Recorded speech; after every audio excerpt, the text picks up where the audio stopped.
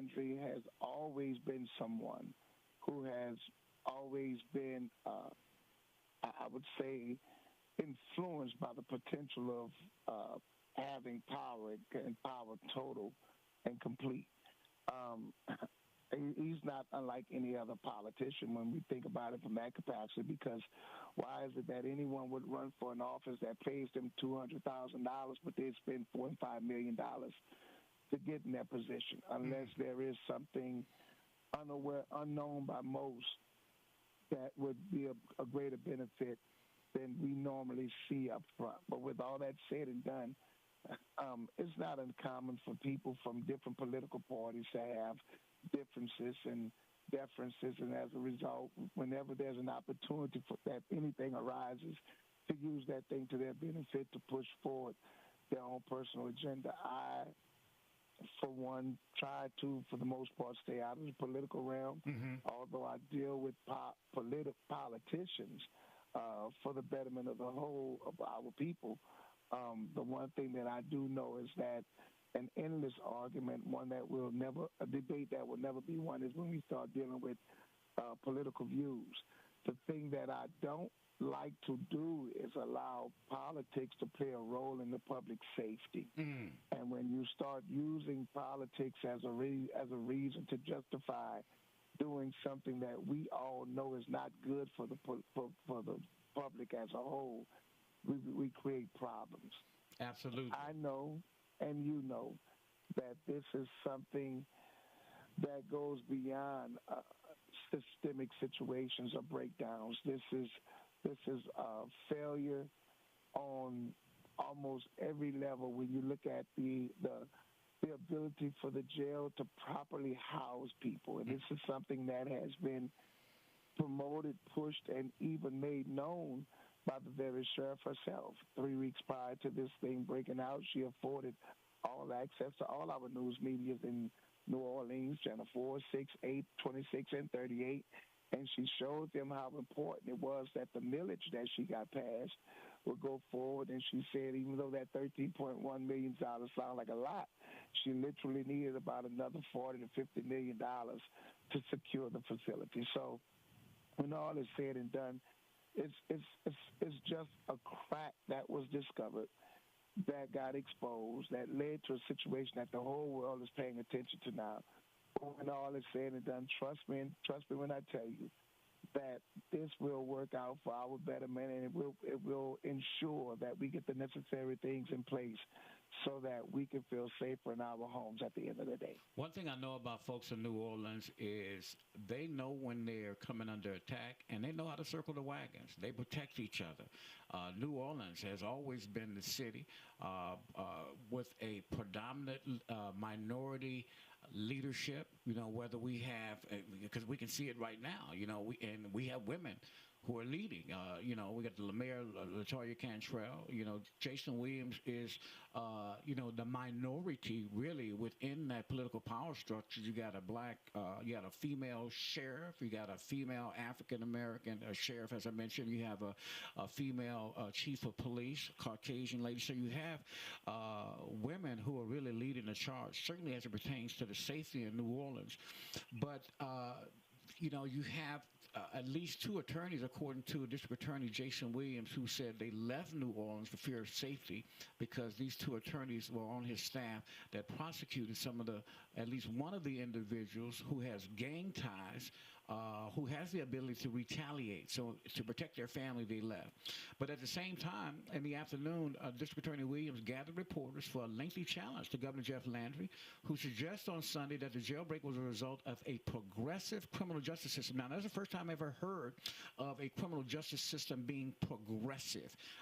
We hear progressive when it comes to sexual identity, when it comes to towns like San Francisco or even New Orleans being a progressive town, is meaning so that they're more apt to be okay with homosexuality, gender identity, and the like. And we know New Orleans is a whole different country when it comes to a city in Louisiana, but New Orleans is a place that probably has more tourists that come to New Orleans than any other major city in the country, and they come because of the freedom that they feel in New Orleans, that it is another place, the food, the culture, and just passing a good time. But very rarely do you see Jason coming out, certainly since the governor got elected, after they have, basically settled their differences, coming out swinging back. So he said the comments by the governor on Sunday were factually dishonest, incorrect, and disingenuous. He called the governor a liar.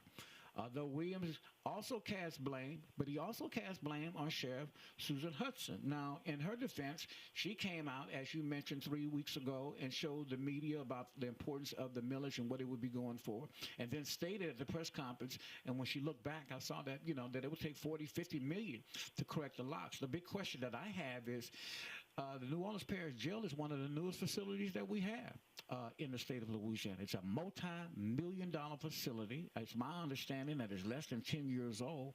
So my question is, was the problem with the building? Did we get some people who just did some shoddy work, put some bad equipment in it? So why are we talking about another $40 to $50 million in necessary arrangements or additional equipment to help secure a facility that, by all accounts, is one of the newest, supposed to be the most state-of-the-art facility in the state?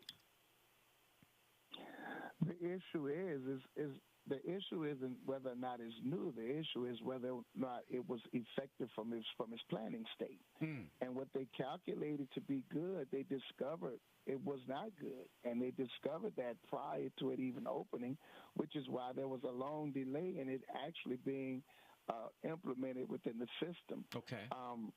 The things, and for the sake of everything else, certain things that cannot be discussed, but this stuff is on record. You can go back and you can.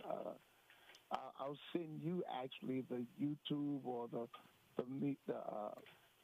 channels on personal interviews that they had when we were there with the all access granted day within the prison. But the thing that you and I both know is this: Jason Williams was within his rights to defend himself, yes, as it pertains to what Jeff Landry came here and said. Mm-hmm. Jason Williams was within his right to express his opinion about the sheriff, but people need to understand, again, we're talking about politicians. Yes. Jason Williams has an individual who works in his no dice division that is also running for sheriff. So he has something to gain in making Sheriff Hudson look bad. Yeah, someone, honestly, and actually someone that he supports other than her, and he came out in support of this candidate within his system back in January. So when all is said and done, yeah, you have to be. The people today call it woke. I can't stand wokeism. I can't you have either. to be someone who is aware astute, of what's going on with your surroundings and have access to the necessary information to make a competent decision. Yes. Not one that's based upon the rhetoric that's being passed to our general populace, where we tend to just follow the crowd. You move against the crowd based upon the necessary intel and knowledge that you acquire when you really go on not a fact-finding search, but a truth-finding search. Pastor, you call it, what we call that is you have to be able to read in between the lines. We call it in the spiritual world, in the faith world, discernment. Yes. Absolutely. You got to know, what somebody is gleaning the truth. You got to know an outright lie when it is, and you got to know when, people are doing something that is political or for their own advantage or for the advantage of someone that they have co-signed to take somebody else's job. But, Jason, like I said, this, we had the New Year's Eve thing with the terrorists, the French Quarter, which put the world spotlight on New Orleans. New Orleans was doing so well. In fact, members of the commission, including yourself, were going around the country just touting how they were able to make such significant gains in decreasing the murder rate, the violent crime rate, and the like, that many states were calling, the sheriff up, calling the chief of police up, say, hey, come, tell us what y'all doing. Whatever y'all doing, we need to be doing. And, you and I have talked about her, particularly Kilpatrick, taking the what I'll call a more spiritual approach to community policing, getting ministers involved, getting these commissioners sworn in, these men of God who can act as a buffer or go-between for the community. The fact that we still have 6 of them, a majority of them still at large, and I know you guys have been busy because I know the ministers in all of those areas where those inmates are from are already on deck, including yourself. I know there's stuff that you can't talk about, but do we have any information that possibly any of them have fled the New Orleans area, or are the authorities pretty confident that they're still in New Orleans? Because as I know, either from the movies or just from experience, that I know there's some sort of web or net that has been cast around New Orleans, and they have ports, airports, train stations, you name it. They have all that stuff on lockdown, and they're looking very closely at the relatives, because now the feds are in. Now you have the marshals, you have the FBI, because jailbreak is a federal offense. They have taken over. So is New Orleans working with the feds to get the mission accomplished? The very statistics that you're talking about, which we're all championing across the country, that leads to our crime statistics going down, is the result of a coalition of organizations, groups, and people coming together to work for the common good of our city. As you said earlier, you talked about Jeff Landry with the state troopers. That has been a welcome support to what it is that New Orleans Police Department is doing, because Captain Wyatt and Colonel Hodges, who's the head of state troopers, and Troop Nola, those 2 individuals have come in, and they did not come in with what you would call Jim Crow Landry's agenda. Yes. They came in and they said, although we have a superior reach, we're coming in and we're acquiescing to those who work on a local basis, because you all understand this terrain better than we do. And as a result of that partnership, along with the U.S. Marshals, the FBI, the other law enforcement, the Department of Justice, even our DAs, we have what's called, as you said, a web of protection around the city. And with that being established, along with our faith-based community coming aboard and participating, our community and everyone else is working together to formulate the type of protection plan that's necessary so that we can produce the results. This is the thing I will say to you about those who aren't captured. Okay. The potential for them to be anywhere is the potential for them to be anywhere. We don't know exactly where they are. They have ideas. They think that they have certain ones cordoned off or cornered in, but until they're captured, we don't know where they are. So it's imperative that we, as the general populace, come together to understand this one thing, that not only is it necessary for us when we have the necessary intel or any type of intel that could lead to the capture of those people to be turned in, whether or not there's a reward or not, which is great to have $20,000 per right on the table so that you can, as you say, get the bag. But when all is said and done, we need to have that mindset, not just about these escapees, but about everyone who will commit any type of crime that will put anybody's life and livelihood in danger. The one thing that we've come together to believe in our communities is snitches get stitches, and I ain't no rat. Let me tell you something. I'm the biggest cheese-eating individual you'll ever find in your life. Because if you are going to be someone who's going to perpetrate any type of crime that's going to endanger an individual and cause anyone in my society to feel uncomfortable in the midst of their existence, then you honestly are someone who I don't want to be around me. Now, there is a thing called good trouble, and good trouble is necessary when evil tries to enforce is weighs upon good people and try to take away a person's rights. It's a whole nother ball game. At that point, we come together, we fight together. But if you are an individual who desires to harm another individual for personal gain, I need you off my streets. And so we as people come together and understand that, Republican, Democrat, Independent, whatever. When we work together in coalitions formed based upon that one premise, then we become a better society. And as a whole, to be honest with you, I'm sick and tired of finding reasons to be divided, and there's so many more other reasons that we need to become united so that we can experience not only the power of living in a United States of America, but even more so living in unity and on one accord under the power and the provision of God, because whenever the people are on one accord, we see great and mighty things happen and take place. Trust me when I tell you, these people will be captured. They will be brought to justice. And what we need to do going forward is send a message to everyone, Pookie, Bobby, Ray, and anybody else that's going to try to bring harm or going to try to impose their will upon our communities, that no longer will we stand idly by and allow for this. You do something, we're going to say something, because we need to get you out of our streets. Absolutely. And before I let you go, I did see video what they showed this morning and yesterday on the national news that, with the feds comes all this technology, face recognition software. In fact, within an hour or so of at least two of the inmates, we see them strolling what appears to be brand new hoodies, brand new jeans, brand new sneakers on their feet, walking down like they're tourists in the French Quarter.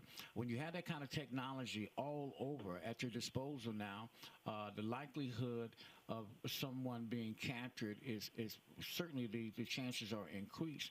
But when you hear what the sheriff said the day of that she went public with the escape, that there appears to be some outside help, some inside help, and now that you have 6 individuals, them being considered armed and very dangerous, some of them murderers, or either convicted murderers or standing trial for murder, you have other people in New Orleans who are obviously helping these guys, stay under the radar.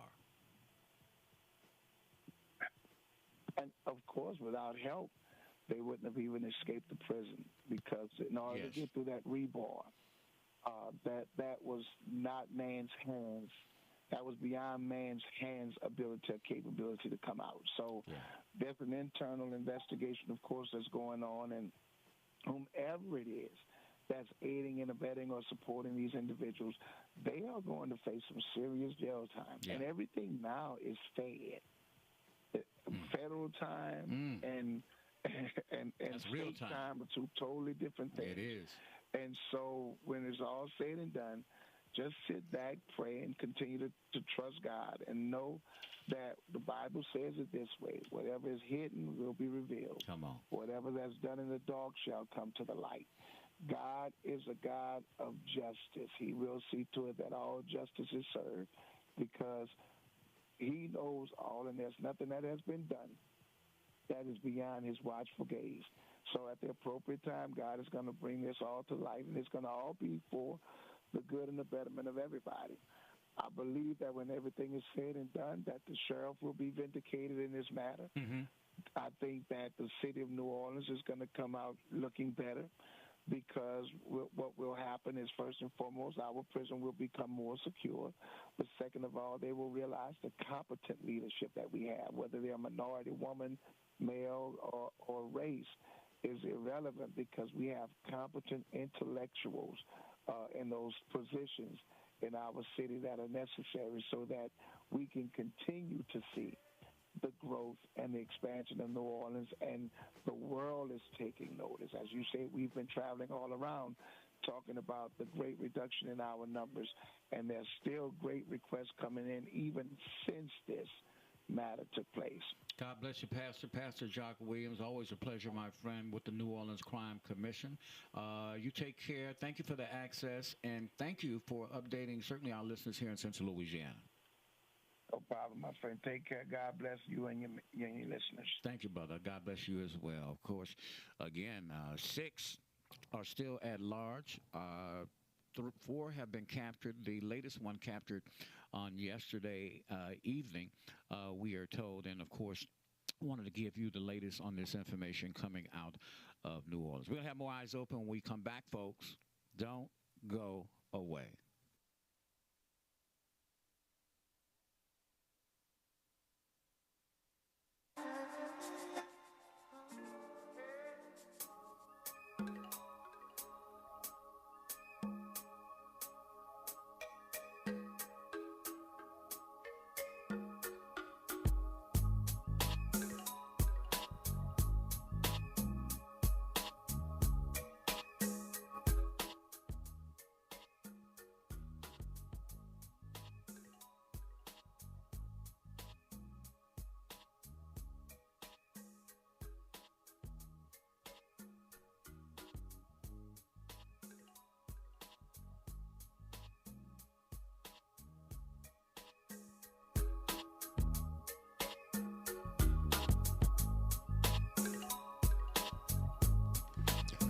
All right, it's Hump Day Wednesday, May the 21st. It's time for our forecast. Let's go down to the National Weather Service out of Lake Charles. We have meteorologist Jonathan Brazil. Hey, Jonathan, how you doing today? Doing good. Yeah, so we had a little lightning storm on yesterday. Right about 8 o'clock, it kind of rolled in. Because, I get into bed like a baby, Jonathan, because I get up at 3 o'clock in the morning. So I saw the light. I said, what's going on? It made me get up, and then I saw the lightning. We did get some overnight showers. I don't know how severe they were. But supposedly, didn't that kind of bring in a little cool front for us? Yeah, last night, you're right. So, some of the area up there in central Louisiana did have some severe weather. But the good news is the cold front is south of central Louisiana now. Okay.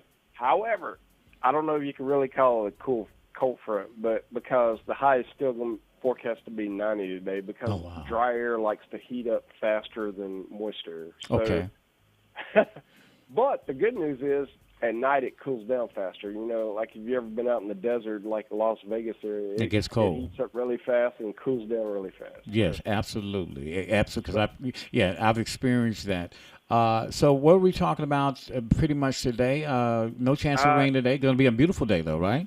Yeah, today, the clouds are already south of y'all, so it's going to be sunny with a high near 90. Tonight, clear with a low near 65.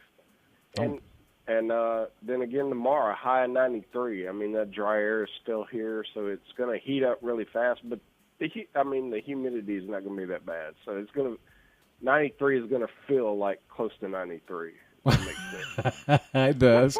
Well, which is good because, normally 93 in temperature-wise has a feel-like temperature like 98. So I understand That's exactly right. where you're coming from. Or 105. Absolutely. So as we take a look at these. I think, yesterday, ahead of that front, a lot of areas got above 105 there for a bit. Oh, wow. Okay. I know we were like in the 90s. But as we take a look at the extended forecast, Jonathan, how are we looking? Yeah, so looking out in the extended forecast, next chance of rain comes in on Sunday night, and then the best chance is on, unfortunately, Memorial Day. I said that. So we got a 60% chance of rain on Memorial Day. That's right. Wow. Okay. Well, you know what? It's just time to stay indoors. Maybe still put the pit out. You can do that and just binge on Netflix. How about that? Hey, I can grill burgers under my carport. Look, I'm like you, man. You gotta be able to do an audible. You gotta be able to. Right. Yeah, man. You gotta switch it up. So I don't mind doing that as well. Well, look, man. Y'all have a great day and a great rest of your week. Okay. We appreciate. You too. Look, man. We appreciate y'all. We got some cutbacks coming out of Washington D.C. that affect the time, and of course. Has basically impeded some of the things that you guys have normally done, but we are prayerful that it's not going to last long, okay? Yeah, thank you, sir. All right, you take care. Again, folks, that's Jonathan Brazil, meteorologist with the National Weather Service out of Lake Charles. Of course, the Trump cuts have affected the National Weather Services all over the country, but now they're not giving 24-hour forecasts and only doing it during 8 to 4 o'clock. So if something happens before 8 a.m. in the morning or after 4, it's problematic, certainly for us here in Louisiana in what I call Hurricane Alley. That's your forecast on this Hump Day Wednesday, May 21st for Eyes Open Radio, 1110 a.m. KTTP at 107.5 The Vibe.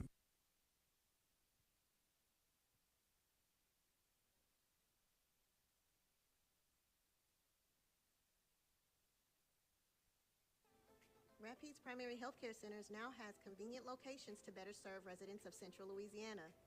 Now you can get affordable medical, dental, and mental health care at 1217 Willow Glen River Road and 605 Brown Bend Road in Alexandria and 1007 Shirley Road in Bunkie.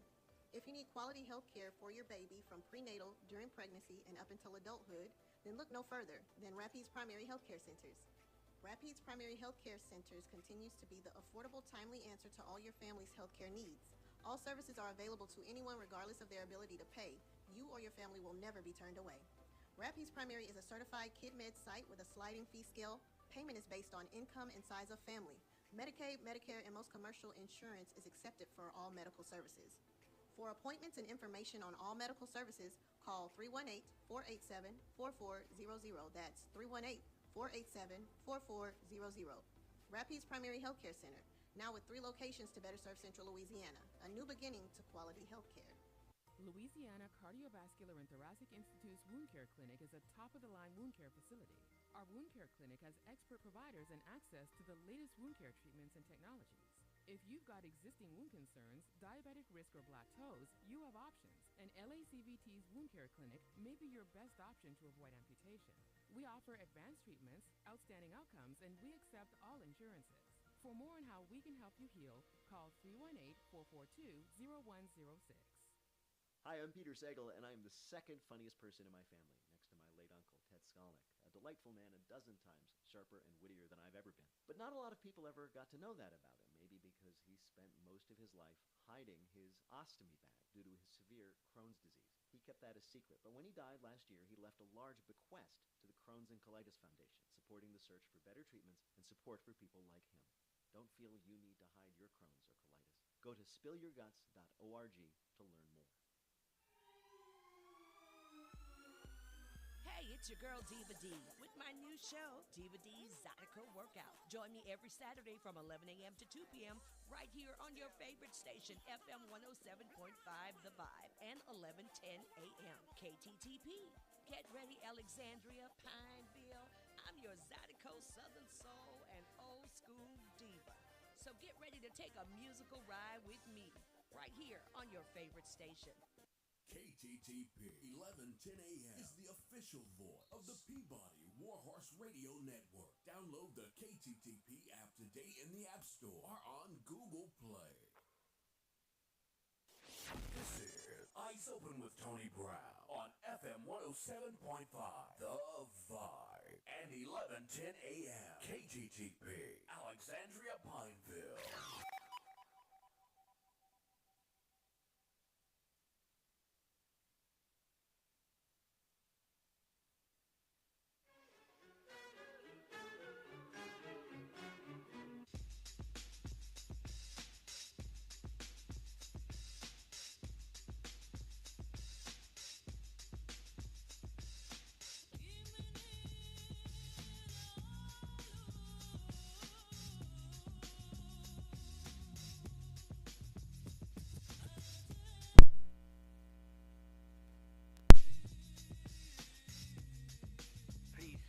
Would you mind saying that again?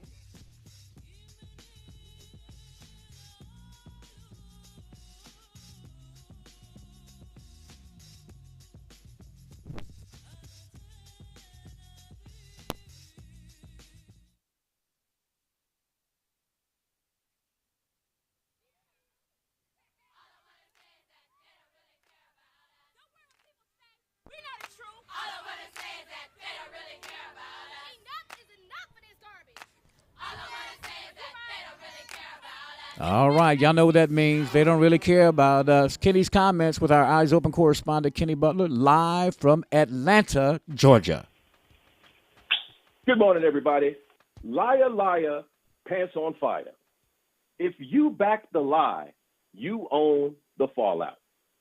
So let me say this right now, and I want every voter who's ever opened their mouth to defend the Biden administration to hear me loud and clear.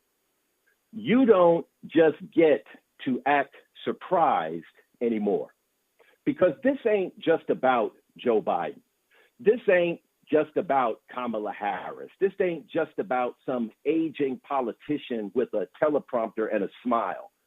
This is about you, the voter, the local pastor, the local elected Democrat. It's about you. You, the pastor who looked your clergy in the eye and told them he's fine. You, the voter who shared every meme, every clip, every article from the same media outlets that tried to convince America that Joe Biden was in tremendous health, sharp as a tack, even though half the country could see he was fading faster than a summer tan in December. And you, the sisters who told anyone who questioned his fitness, oh, you must be a conspiracy theorist, a white nationalist, a sellout, a MAGA nut, a threat to democracy. Please stop the madness, because the gaslighting has been off the charts.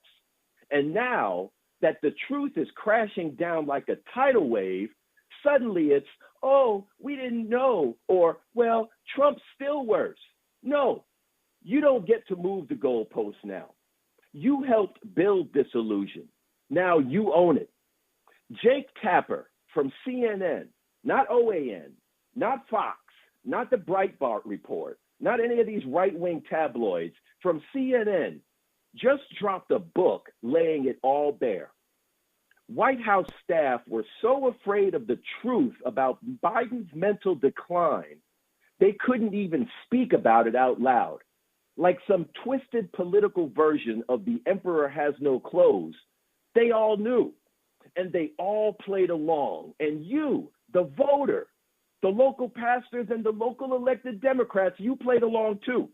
You defended them when they trotted Joe Biden out like everything was normal.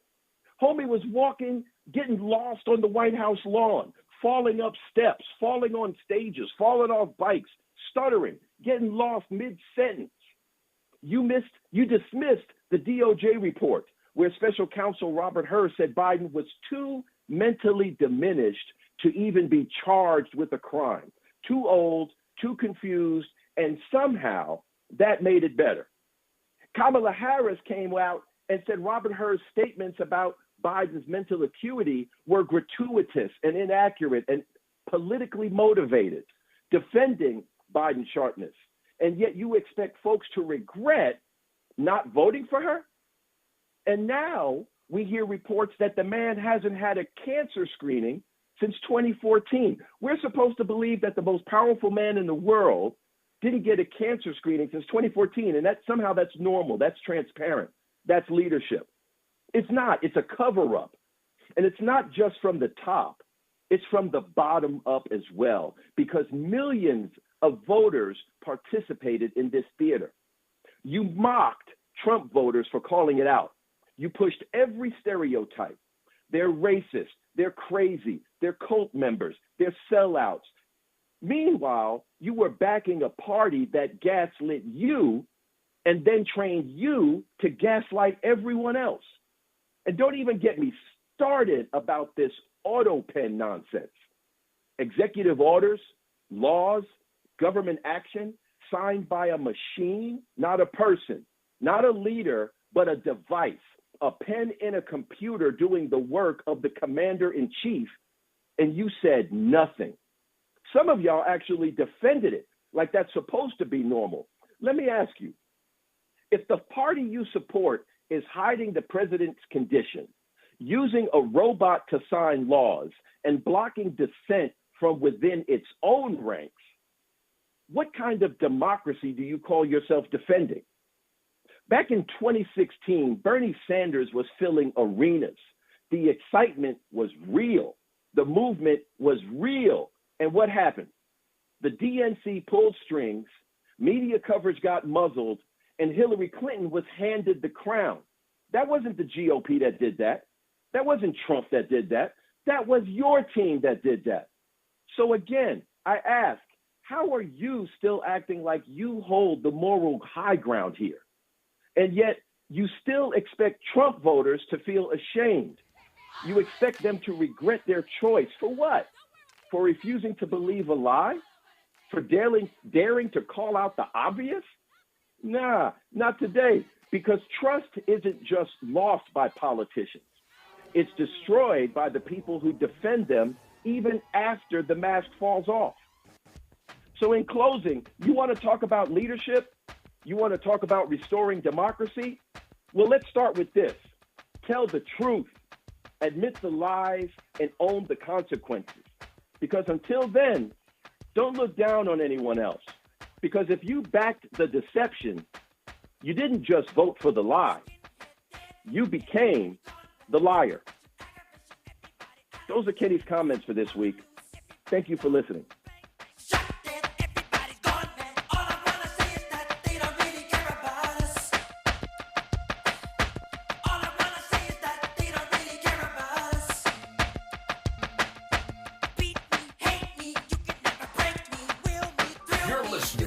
Eyes Open with Tony Brown. Serious talk for serious people.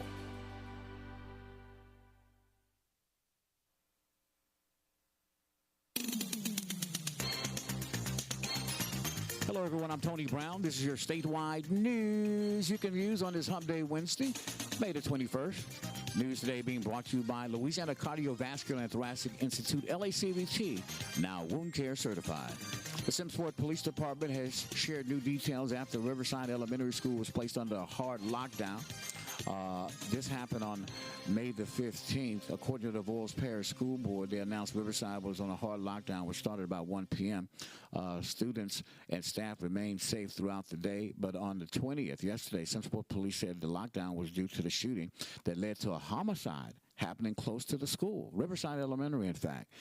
They released information Monday that the shooting occurred on North Sims Street, less than a half a mile away from Riverside Elementary.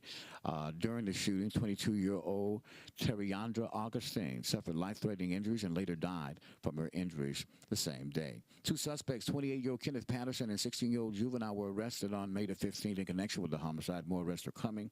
Patterson was arrested without incident and booked to the Voyles Parish DC-1 facility. Patterson and the 16-year-old are charged with second-degree murder.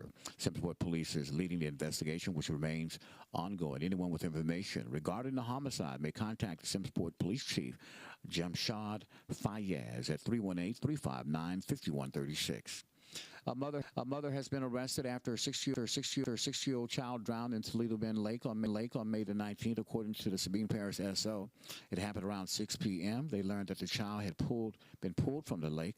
They responded to the residents on Dogwood Drive near the Lannon Bay Cove area. The child was pronounced dead at the Sabine Medical Center.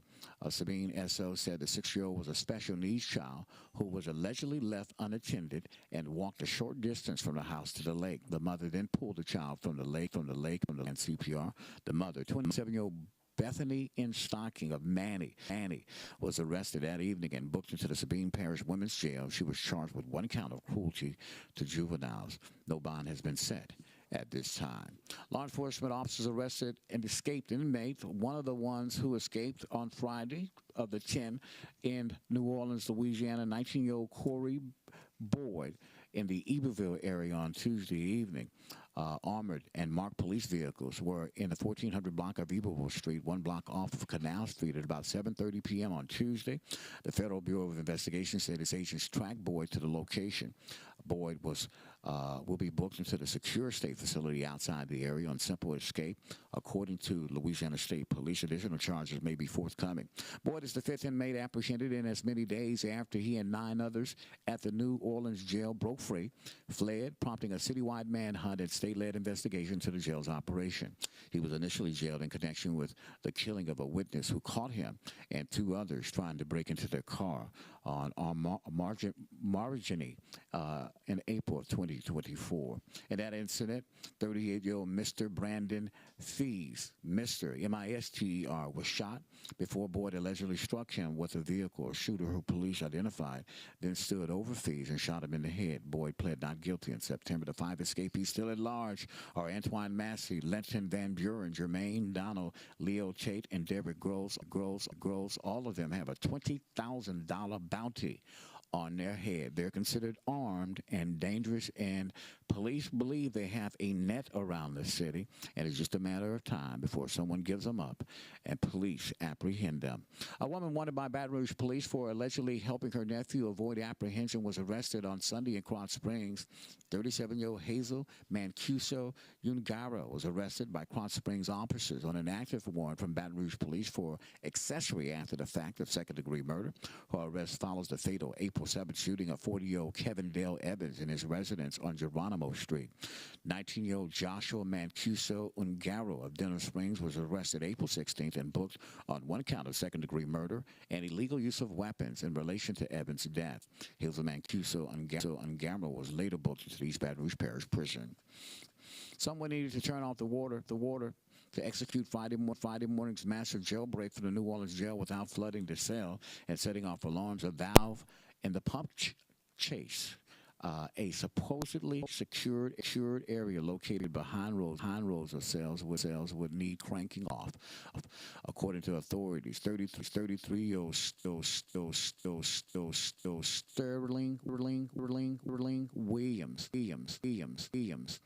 who was a maintenance worker, who worked for 5 years at the Orland Parish Sheriff's Office, was the man for the job. An investigation by Louisiana Bureau of Investigation led to Williams' arrest on Monday on one count of malfeasance, 10 counts of principal to escape, a simple escape. According to an affidavit for his arrest warrant, Williams willfully and maliciously aided in the brazen early morning exodus.